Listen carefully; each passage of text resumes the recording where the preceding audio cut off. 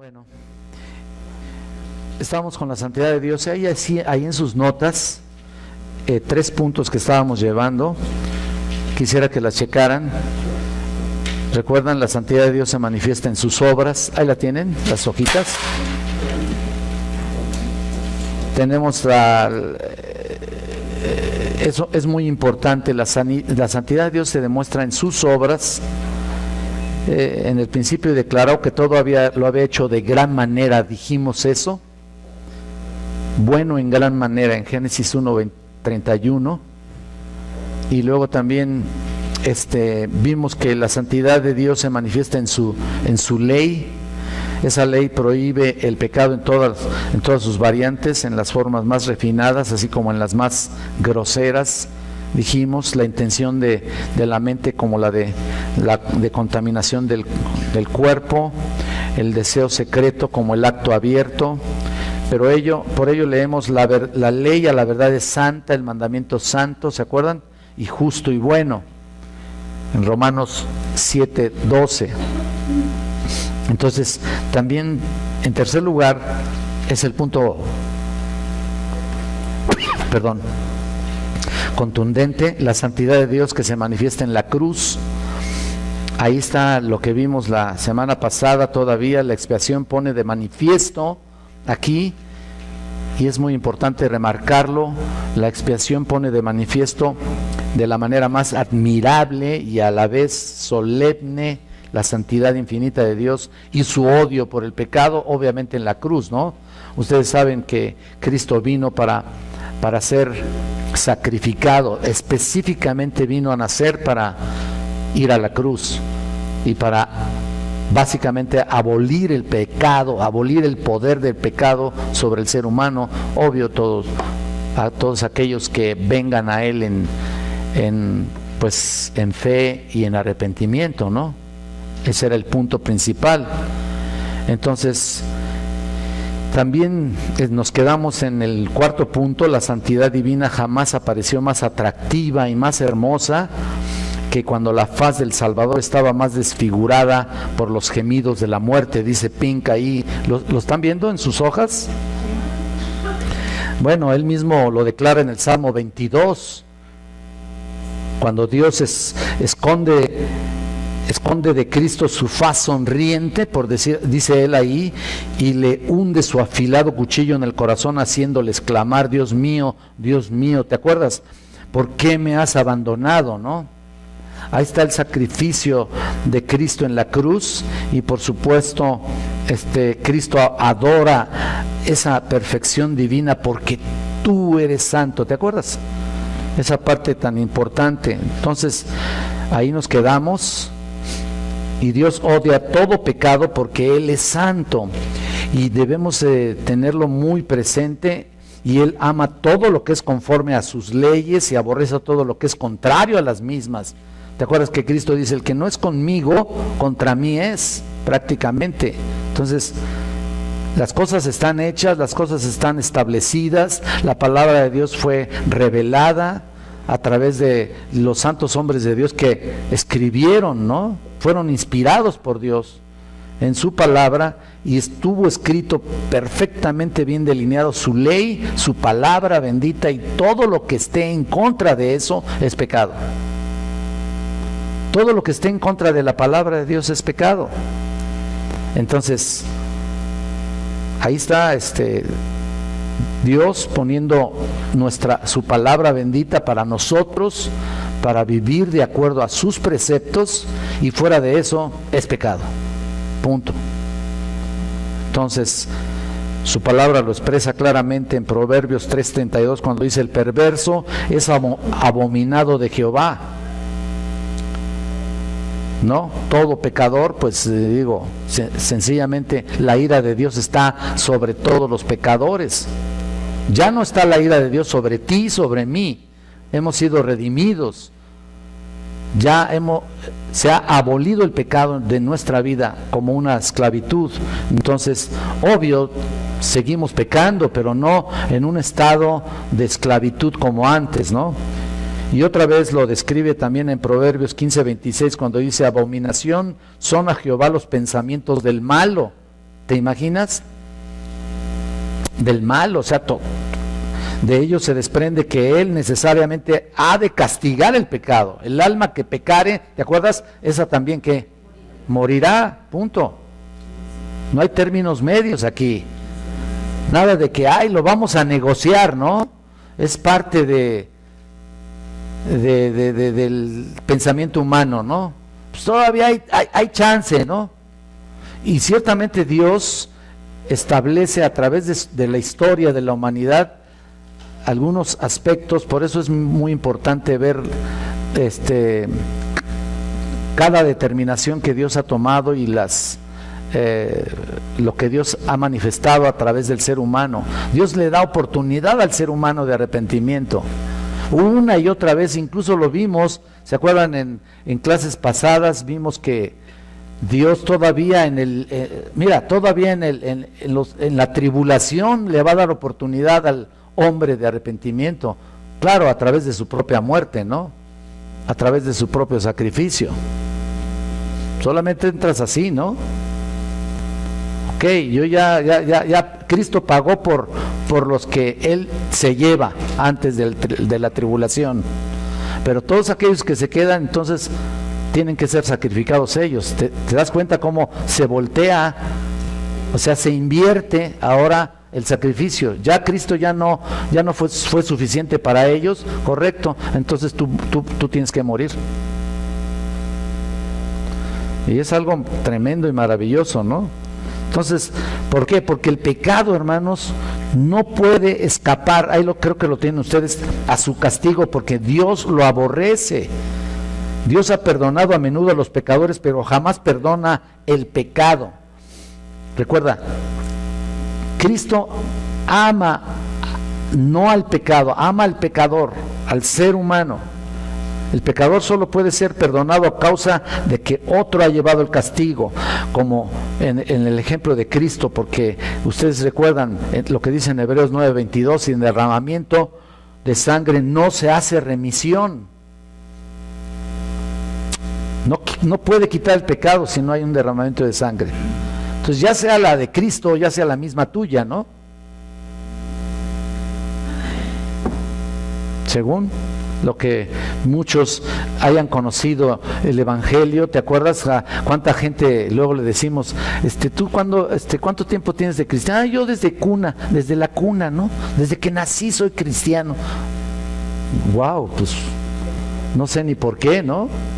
¿Cómo se adjudican así ahora sí que una nomenclatura cuando no es a través de la herencia, ni es a través de ser hijos de cristianos? No, aquí es tu propia, perdón que utilice la palabra, no me gusta usar la palabra decisión, pero una vez que Dios ha tocado tu corazón, pues tú vienes al arrepentimiento, ¿no? Pero es tu propia redención, no, si no fuéramos nosotros, entonces, imagínate, no fuéramos hijos de Dios, fuéramos nietos de Dios, ¿no? Y bisnietos, ¿no?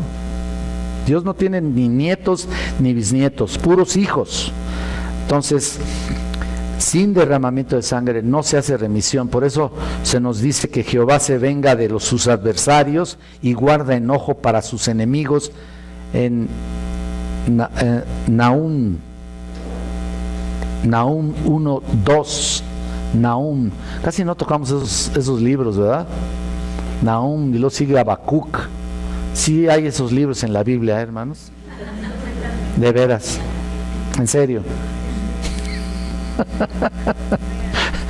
Es que yo estoy leyendo así, estos libros son casi en su gran mayoría puro juicio de Dios al pueblo de Israel.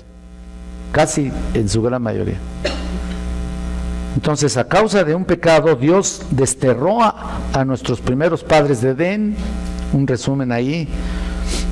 Por un pecado, toda la descendencia de Cam cayó bajo una maldición que todavía perdura. Moisés fue excluido de Canaán a causa de un pecado.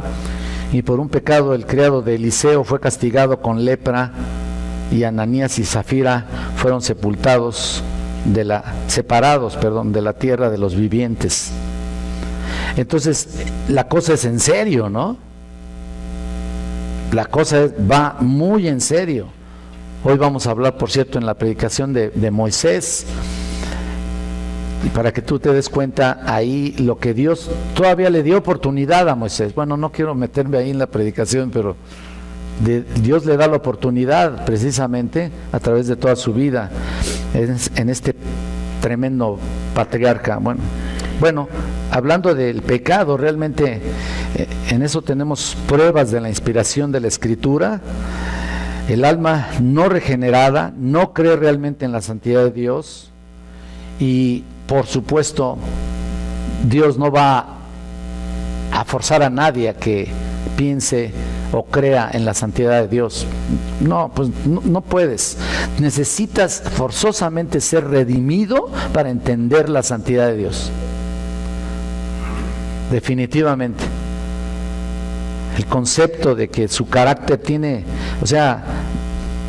santidad pura. Espera que su misericordia superara todo lo demás. Por supuesto, y dicen en el Salmo 50:21, ¿pensabas que de cierto sería yo como tú? Es la acusación de Dios a los tales, ¿no? Piensan en un Dios cortado según el patrón de sus propios corazones malos. De ahí su persistencia, está hablando Pink, en una carrera de locura. La santidad atribuida en las Escrituras a la naturaleza y carácter divinos es tal que demuestra claramente el origen sobrenatural de estas. El carácter atribuido a los dioses del paganismo antiguo y moderno es todo lo contrario a la pureza inmaculada que pertenece al verdadero Dios. Y bueno, él continúa diciendo, los descendientes caídos de Adán jamás podían idear un Dios de santidad inenarrable que aborrece totalmente todo pecado. En realidad, dice él, nada pone más de manifiesto la terrible depravación del corazón humano y su enemistad con el Dios viviente que la presencia del que es infinita e inmutablemente sabio. Obvio, lo que trata de decir en realidad aquí Ping es la presencia de su santidad hace mucho más evidente la situación de pecado, de todos. O sea, no solamente es de los pecadores impíos que están allá en la calle, los que no conocen a Cristo, aún de nosotros mismos. Cuando tú estudias la santidad de Dios y estamos viendo la santidad de Dios, de hecho yo busqué más cosas y espero comentárselas, algún comentario de Sproul que vimos, que se los voy a compartir. Cuando más estudiamos la santidad de Dios, te das cuenta más miserablemente cómo estamos nosotros constituidos. Y no me refiero a tu vida redimida, me refiero a tu naturaleza caída, tu naturaleza humana. Y mientras más estudiamos su santidad, más nos damos cuenta de nuestro pecado. Esa es la verdad. Esa es la idea. Entonces, y pues desgraciadamente los hombres se niegan a creer en este Dios y rechinan sus dientes, ¿no? Dice Pink cuando se les habla fielmente de cómo odia el pecado.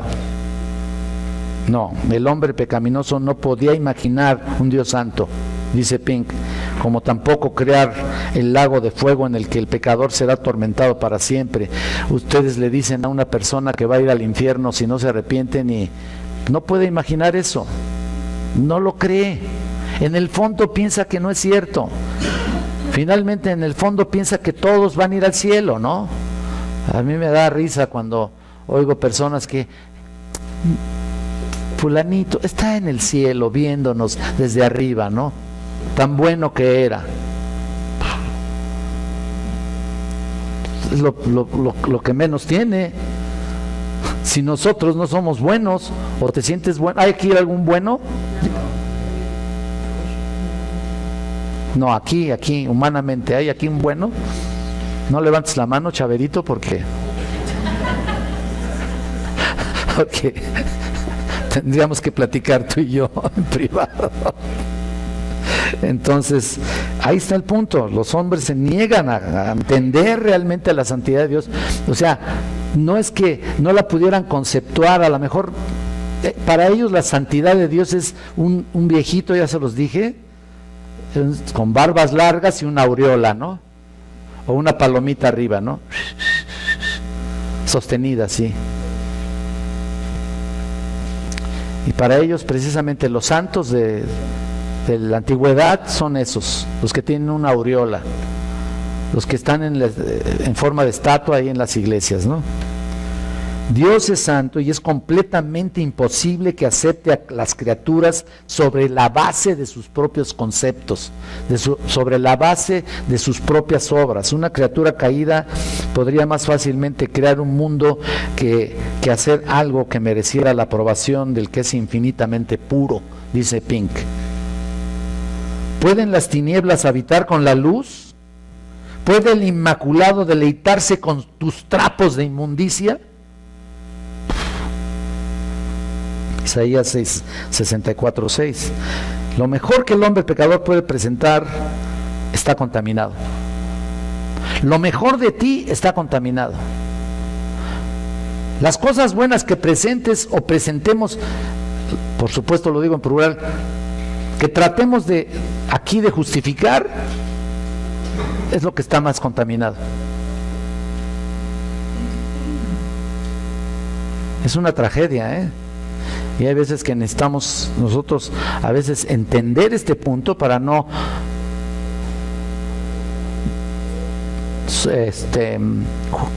tener un concepto más alto del que debemos tener. Hasta como cristianos hay gente que se siente pues superior a los demás. Yo he conocido creyentes que ven a las personas todavía abajo del hombro porque no son creyentes, ¿no? Se sienten superiores. No somos ni una raza especial ni una estirpe espiritual a la cual haya pensado Dios que nos merecemos esta salvación. Para nada, hermanos. Estábamos en la misma situación de todas. Él simplemente por su misericordia, por su gracia te escogió. Entonces debemos caer rendidos así, de rodillas, glorificando a nuestro Padre Celestial por lo que hizo con nosotros. Dice aquí Pink, lo mejor que el hombre pecador puede presentar está contaminado. Bueno, ya se los dije. Dice, un árbol corrompido no puede producir buen fruto. Si Dios considera justo y santo aquello que no lo es, se negaría a sí mismo y envilecería sus perfecciones. Y no hay nada justo ni santo si tiene la menor mancha contraria a la naturaleza de Dios. Porque Dios es santo, debemos acercarnos a Él, ¿no? Con la máxima reverencia. Ahí creo que lo tienen en sus notas. Yo lo tengo aquí en negritas, pero espero que lo tengan ahí.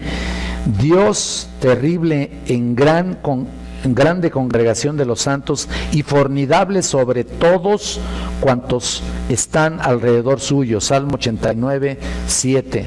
Terrible. ¿Se acuerdan que hablábamos de la santidad como algo terrible? O sea, en la cual repele totalmente su santidad con nuestra naturaleza humana. O sea, el pecado no puede mezclarse con su santidad definitivamente. Entonces, su santidad en realidad es algo terrible para el pecador, inmensamente terrible. Si para nosotros lo es también, cualquier indicio de pecado, ya estamos mal, ¿no? Y luego dice el Salmo 99:5, ensalzad a Jehová nuestro Dios e inclinaos al estrado de sus pies. Él es santo, al estrado, en la postura más humilde, postrados, lo que decía yo hace un momento, solamente de rodillas, entendiendo quién es Él, podemos realmente adorarle como debe ser. Y aún nuestra adoración, decíamos la semana antepasada o pasada, nuestra adoración queda limitada, queda corta, está toda llena de otros conceptos ahí, humanos, enredados, mezclados ahí. Por eso es que cuando yo veo a la gente que está adorando, yo en realidad, gracias a Dios, pero sinceramente, quién sabe si estén adorándolo como debe ser. Quién sabe si estemos adorándolo como Él demanda. Y Él demanda que adoremos ¿qué? ¿En qué?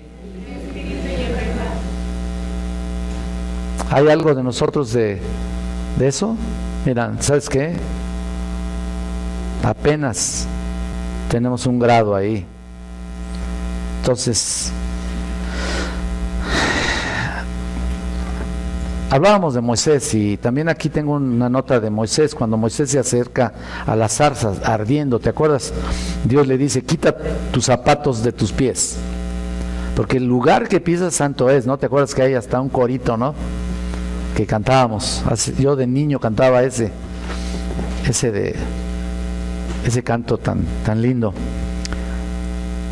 A Él hay que servirle con temor. Lo que vayas a hacer para Él, sirves con temor. Al pueblo de Israel dijo, en mis allegados me santificaré, y en presencia de todo el pueblo seré glorificado. Levítico 10:3. Levítico 10:3. Cuando más temerosos nos sentamos ante su santidad inefable, más aceptados seremos al acercarnos a Él. Escucha eso, lo que dice el hermano, ¿no?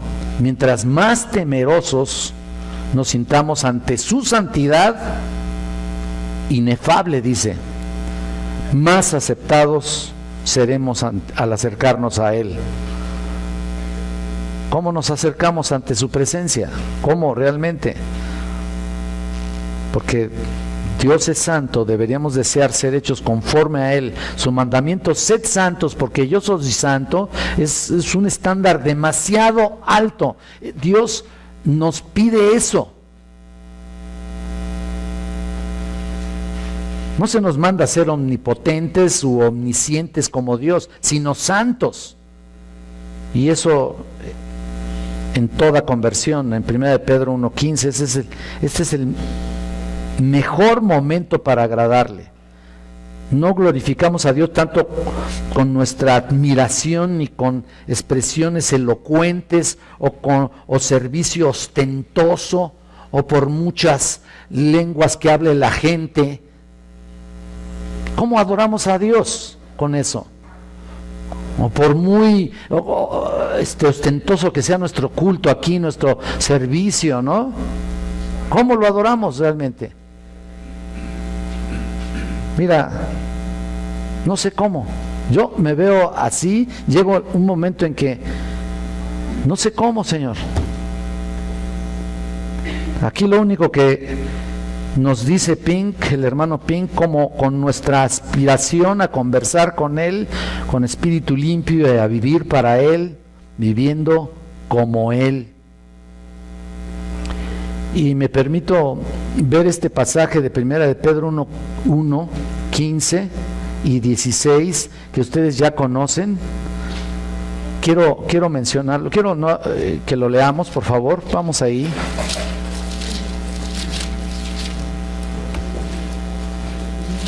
Primera de Pedro, sí, es un pasaje que ustedes ya conocen, pero quiero observarlo más de cerca, un poquito más de cerca, si nos alcanza el tiempo. Miren, dice, sino como aquel que os llamó es santo, sed también vosotros santos en toda vuestra manera de vivir, porque escrito está, sed santos porque yo soy santo. Aquí, en estos versículos prácticamente estamos viendo el carácter de Dios en su santidad. Este es el carácter de Dios, que quede esto bien claro. Ya aquí me salí un poquito de las notas del hermano Pink y estoy tratando de observar este pasaje para dar a conocer más su santidad y entendamos bien qué es lo que nos demanda el Señor. De hecho, pudiera ser uno más de sus atributos, esto del carácter, pudiera ser. Estuve consultando toda la biblioteca que yo tengo, incluso el logos que tengo en mi computadora, y realmente no encontré ningún comentarista que hable del carácter de Dios como atributo. Y yo creo que lo es. Y yo creo que lo estoy convencido que lo es. Entonces, pero tomemos en cuenta que es un punto más, vamos a tomarlo en cuenta como si fuera un punto más de los atributos de Dios, claro, en medio de la santidad, ¿de acuerdo? Vamos a tomarlo como si fuera un inciso en medio del estudio de la santidad de Dios. Así que quiero hacerles conscientes de lo que sucede en la iglesia cuando hablamos de esto. Mira, es sencillo, una vez lo comenté, si tuviéramos que preguntar a un grupo de cristianos cuál es la prioridad máxima de la iglesia el día de hoy, yo estoy seguro que recibiríamos una amplia variedad de respuestas. Algunos dirían el evangelismo, ¿no? Otros el alimento espiritual, otros la consejería, otros dirían la comunión y hasta dirían el amor, ¿no?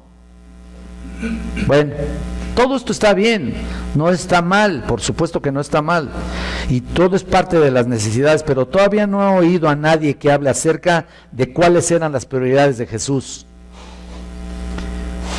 Pero ¿de cuáles prioridades estamos hablando, no? ¿Cuál es la primera petición del Padre Nuestro en el 6, Mateo 6:9? ¿Te acuerdas? Jesús dijo, pues oraréis así, ¿qué? Padre Nuestro que estás en los cielos. ¿Te acuerdas? Cuando lo leías, cuando lo repetías, cuando eras católico, pues, ¿no? Lo repetías así como periquito. Igual yo, ¿no? Bueno, yo tampoco. Yo no quiero decir que nunca fui católico porque hasta tuve acta de bautismo, ¿no? Pero realmente nunca practiqué digamos esa religión en particular. Pero así la gente repite, Padre Nuestro que estás en los cielos, y tan solo esta primera línea de oración no es una petición, lo que dice ahí Jesús. Quiero que lo sepan, es una forma de invocación personal, lo que está diciendo. Pero la siguiente oración dice, santificado sea tu nombre, ¿te acuerdas? Santificado sea tu nombre.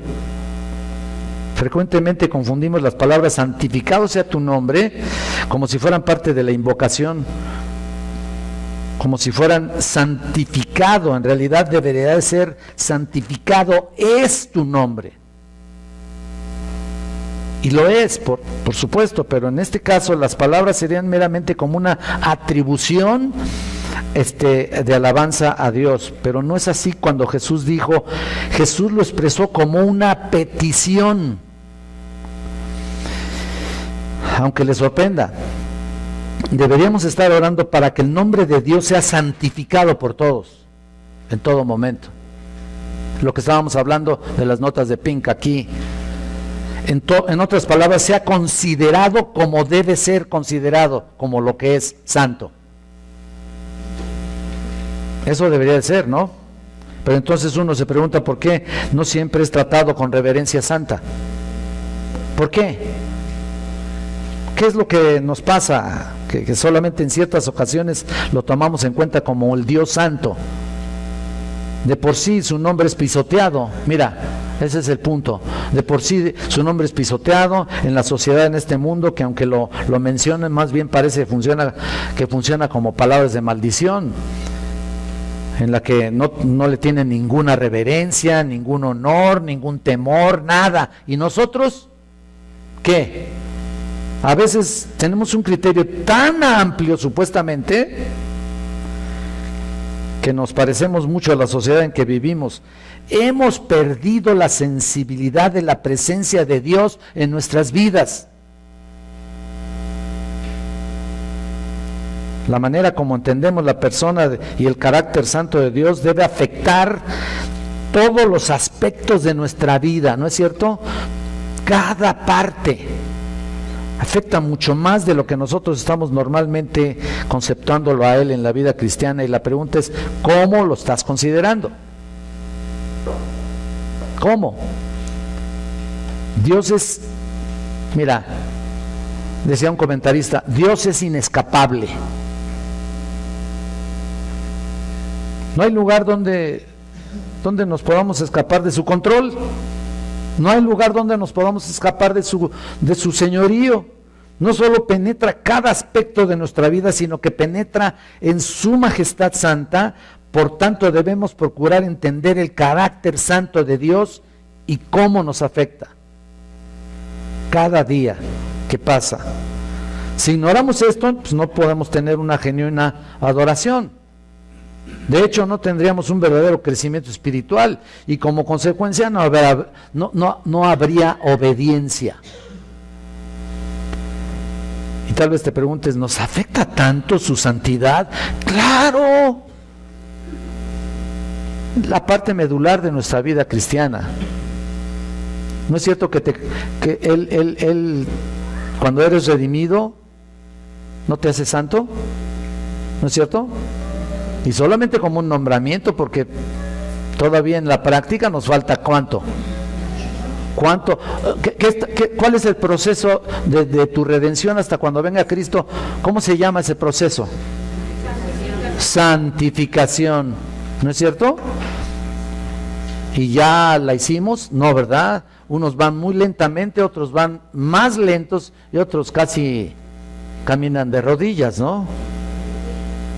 Y no me estoy refiriendo a la villa, me estoy refiriendo que su santificación está tan lenta que parece que no hay nada ahí todavía, ¿no?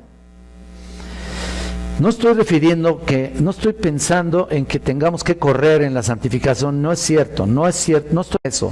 Estoy diciendo que nuestra santificación a veces no se nota.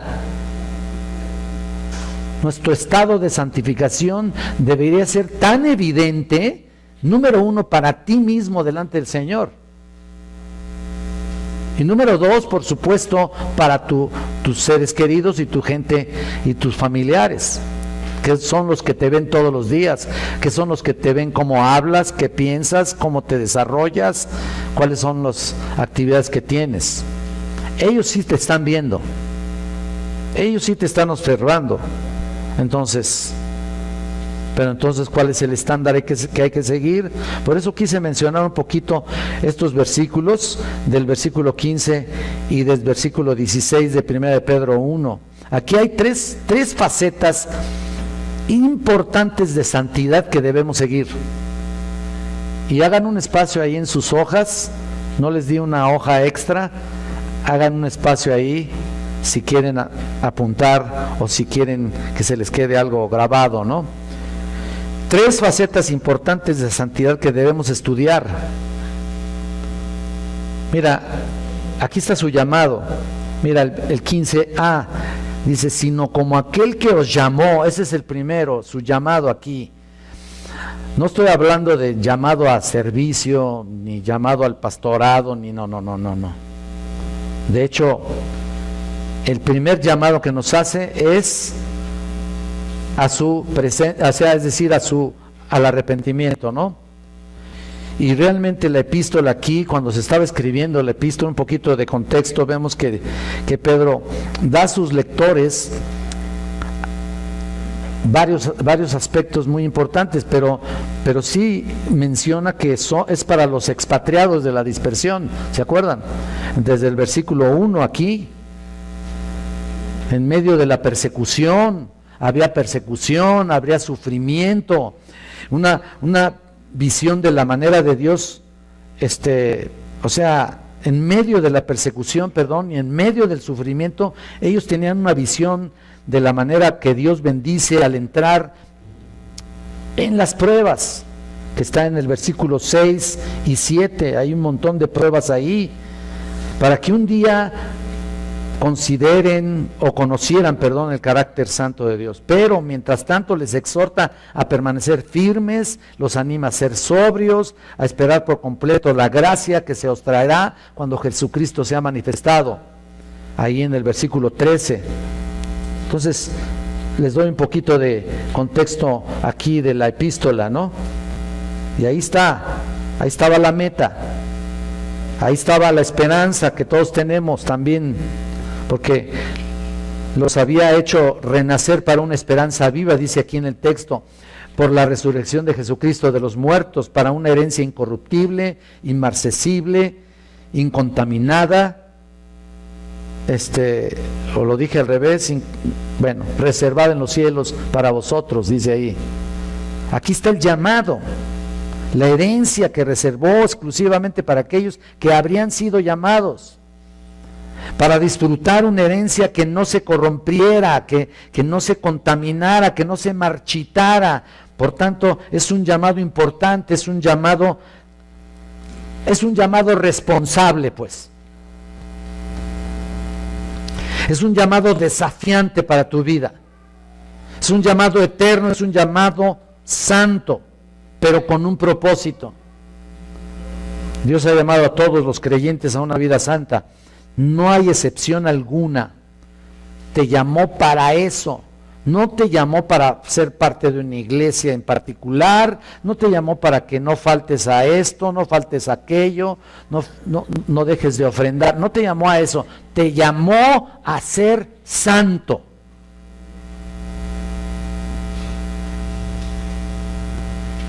Ya, ahí está todo, ¿no? Ahí está todo el desarrollo. Tu vida cristiana se va a desarrollar en base a tu santidad, en particular a la responsabilidad que estás teniendo como santo. Hay mucho, ¿no? Es muy alto, ¿no? Muy alto, en realidad. Y bueno, todos los creyentes en todas partes, sean ricos, pobres, cultos o incultos, influyentes o totalmente desconocidos, todos somos llamados a ser santos. Pero este llamado se basa en un hecho asombroso. ¿Cuál es? Que Dios es santo. En eso se basa. Es el segundo punto, por decir así. Antes que cualquier otro atributo, la santidad está más íntimamente relacionada contigo y conmigo. Más íntimamente. Una vez que uno se ha sumergido un poco al estudio de los atributos de Dios, en serio, llegamos a la conclusión de que el énfasis de la Escritura en lo que respecta a su santidad destaca por sobre todos los demás. No estoy haciendo menos no estoy diciendo que los demás sean menos, los demás atributos, pero su santidad se relaciona intrínsecamente con todos los santos.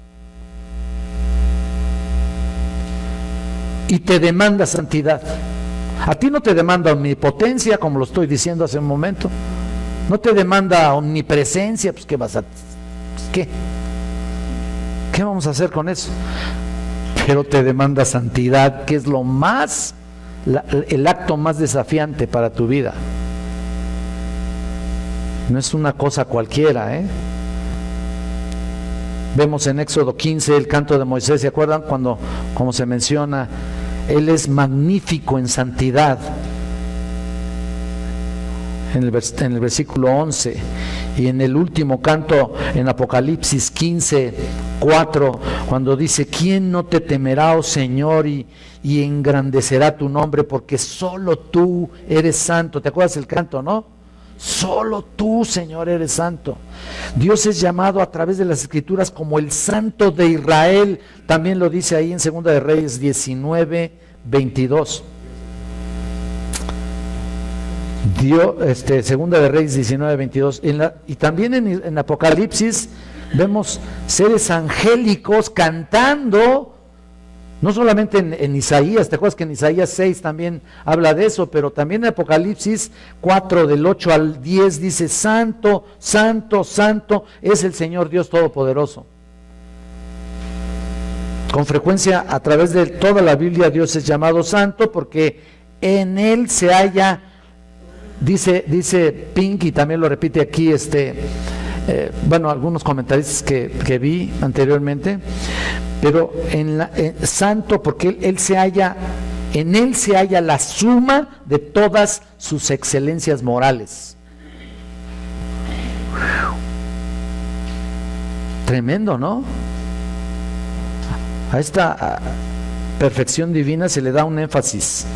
Se llama santo a Dios más veces que todopoderoso. Creo que lo mencionamos anteriormente. ¿Te acuerdas, no?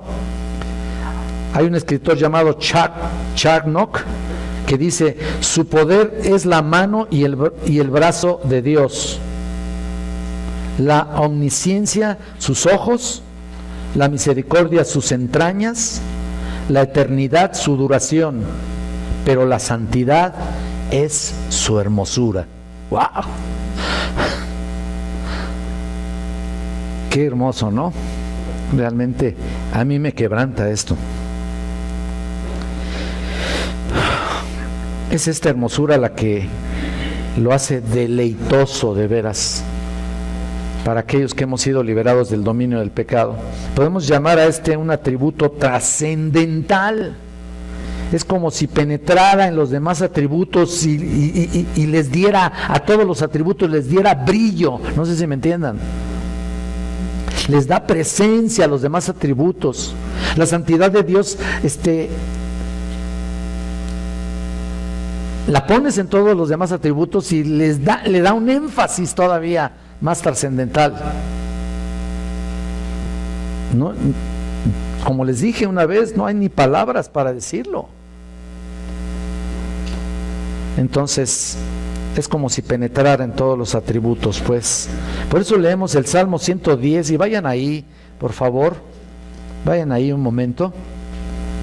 Salmo 110, versículo 3. 110, versículo 3.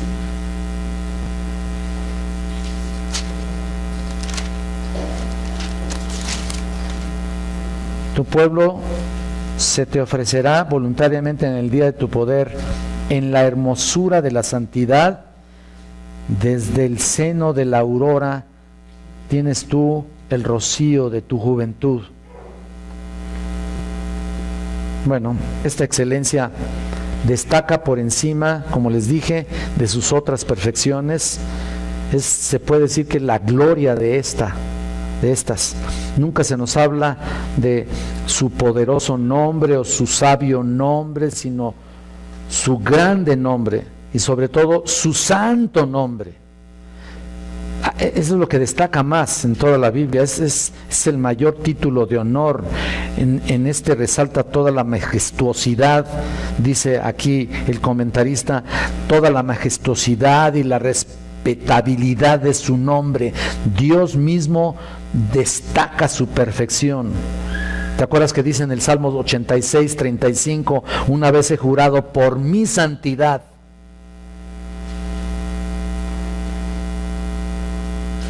Ahora bien, esto no quiere decir que cuando Dios nos muestra un atributo como el de su santidad, cese o, como hace un momento, o aminore todos los demás, porque de todas maneras Dios es más grande que la suma de todos ellos. O sea, los nombramientos es tan solo una manera de mencionarlo a Él, ¿no? Los atributos, ¿no? De observar cómo es Él, pero Dios está por arriba de todos esos nombres, ¿no es cierto? Además, todos los atributos son interdependientes, guardando una armonía, un equilibrio perfecto entre sí. Cada uno de ellos han sido preciosos para nosotros y han estado, por supuesto, son partícipes con nuestra vida espiritual, ya como redimidos, pero su santidad sobrepasa todo lo demás, porque nos hace directamente responsables. En su santidad Dios nos muestra su carácter, porque se relaciona íntimamente con nosotros. Porque aunque nosotros somos los portadores del pecado que a diario cometemos, y Dios abomina el pecado, y nadie puede escapar de él porque aborrece el pecado, Dios te da esa tarea, la tarea de ser santo. En otras palabras, su santidad es todo lo contrario al pecado que hacemos a diario. Si pecamos, ¿no? ¿Hay alguno aquí que no peque? Levante su mano, por favor. Ya estoy como en la anterior pregunta. Pero esa es la verdad, o sea, aún con el pecado encima, porque lo traemos aquí está encima, te demanda santidad. ¿Cómo le vas a hacer?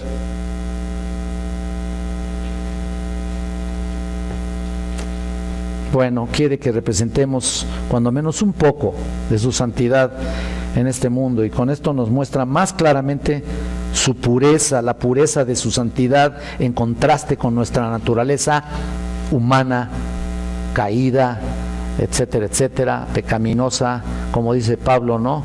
El pecado está en mí. Concluye así Romanos 7. El pecado está en mí. Y eso no será posible librarnos de eso hasta cuando tengamos un nuevo cuerpo, un cuerpo glorificado. Es por eso que quiero compartirles lo que un hombre, aun cuando era profeta, tenía un prestigio como tal. Dios tuvo que tratar con su vida de forma muy especial. Y vamos a Isaías, por favor.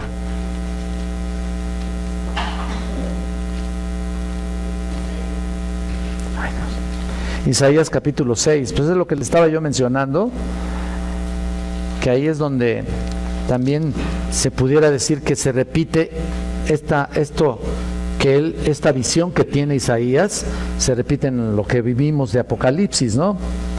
En el 6, por favor, capítulo 6, versículos del 1 al 8, vamos a leerlo todo. Dice: en el año que murió el rey Usías, vi yo al Señor sentado sobre su trono alto y sublime, y sus faldas llenaban el templo. Por encima de él había serafines, cada uno tenía 6 alas, con 2 cubrían sus rostros, con 2 cubrían sus pies, y con 2 volaban.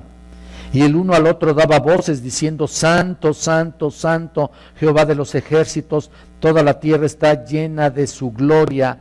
Y los quiciales de las puertas se estremecieron con la voz del que clamaba, y la casa se llenó de humo. Entonces dije: ay de mí, que soy muerto, porque siendo hombre inmundo de labios y habitando en medio del pueblo que tiene labios inmundos, han visto mis ojos al Rey Jehová de los ejércitos.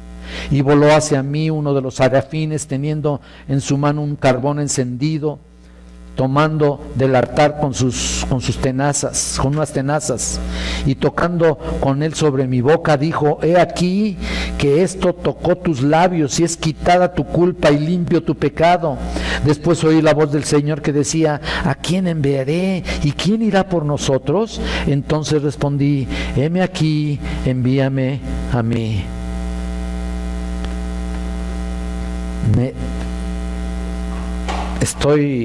Cada que leo este pasaje me quebranta muchísimo, y me encanta este pasaje.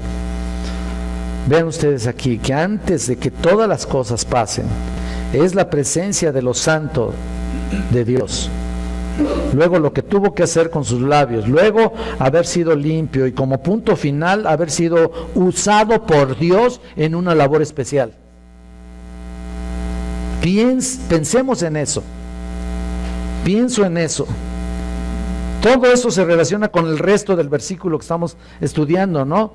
Pero antes de verlo, quisiera que definiéramos de forma completa o concreta, concisa, en definir el vocablo de la palabra santo. Pero fíjate qué es lo que tiene que hacer Dios en cada uno. Y no estamos hablando aquí de un pastor o de un llamado a una labor específica dentro de la iglesia, o un ministerio especial. No, estamos hablando de todo creyente. Tiene que limpiar tu pecado. ¿Y cómo? ¿Ve cómo funcionó? Pero quiero definir el término santo es usado en particular por los cristianos como sinónimo de pureza moral o rectitud.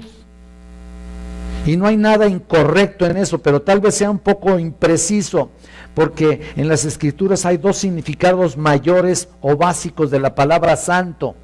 El segundo significado es el que decíamos que se refiere a la rectitud y pureza personal, pero el primer significado de vocablo santo es la palabra separado, o también es correcto decir apartado.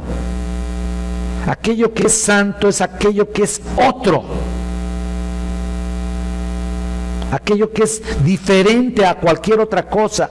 Así que cuando la Biblia habla de santidad, la santidad de Dios se refiere principalmente en estas declaraciones a la trascendencia de Dios, se refiere a su magnificencia, se refiere en ese sentido en cuán Dios es tan grande y es superior a todas las cosas, ya lo hemos dicho con los escritos de Pink, a todas las cosas que existen en el reino de lo creado, lo dijimos. Entonces es importante remarcar que ser santo es aquello que es diferente, que es otro, que ha sido cambiado totalmente y absolutamente. Es por eso que ese pasaje nos responsabiliza, pero vamos a pararle hasta aquí. Hasta me estoy emocionando, ¿no? Yo mismo me emociono cuando estoy viendo mis propias notas aquí. Me encanta volverlas a ver y me encanta volverlas a compartir, pero sinceramente es como para no terminar nunca, ¿no? Bueno, vamos a terminar con una oración y vamos a preparar nuestro corazón para la reunión dominical. Bendito Padre, te alabamos, te bendecimos. Mira, Señor, gracias por tu bondad, gracias porque eres santo, Señor. ¿Qué sería de nosotros en ese sentido? Padre eterno y poderoso, te pido que nos ayudes a conceptuar perfectamente tu santidad. Queremos hacer tu voluntad, Señor, y queremos entenderlo bien, Padre, para que nos andemos realmente con cuidado en todos nuestros procederes, en todas nuestras decisiones, que sean correctas nuestras decisiones, como lo que vamos a ver el día de hoy en la predicación, Señor. Como Moisés tuvo una decisión de fe maravillosa, muchas decisiones de fe maravillosas. Te pido que sigas alentando a nuestros hermanos y los sigas edificando con el poder de tu bendita palabra, porque te lo pido en nombre de Cristo.